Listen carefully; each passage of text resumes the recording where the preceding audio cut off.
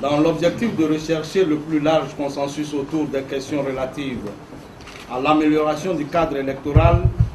et en tenant compte de la manifestation d'intérêt de dialogue entre les partis politiques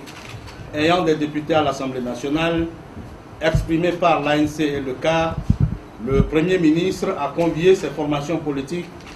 à une réunion ce lundi 20 février 2012 à son cabinet. 3 partis politiques, à savoir l'ANC, le CAR et le RPT, ont répondu à l'invitation du Premier ministre. À l'ouverture des travaux à 10h25, le Premier ministre a informé les participants que,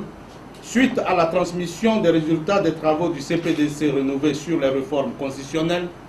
institutionnelles et le cadre électoral, le gouvernement a souhaité engager des discussions avec les formations politiques représentées à l'Assemblée nationale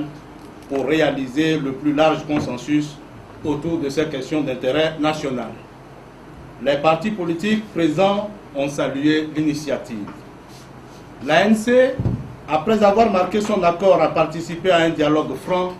a posé comme condition que les 9 députés ayant remplacé les députés révoqués de l'Assemblée nationale soient privés de délibération et de vote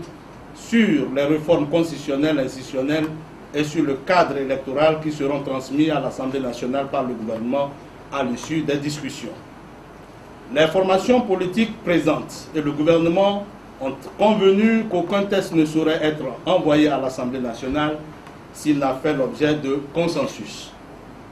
Les partis politiques et le gouvernement ont également convenu d'un agenda de travail accéléré. Afin d'éviter toute confusion, le Premier ministre a rassuré les partis politiques que les travaux à venir du cadre permanent de dialogue et de concertation rénové ne sauraient porter sur les sujets relatifs aux réformes constitutionnelles et institutionnelles,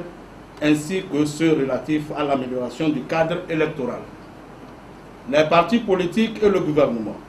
ont exprimé leur volonté d'œuvrer à l'amélioration du cadre électoral, à la réalisation des réformes constitutionnelles et institutionnelles et à l'apaisement du climat politique dans notre pays. Les travaux ont pris fin à 13h30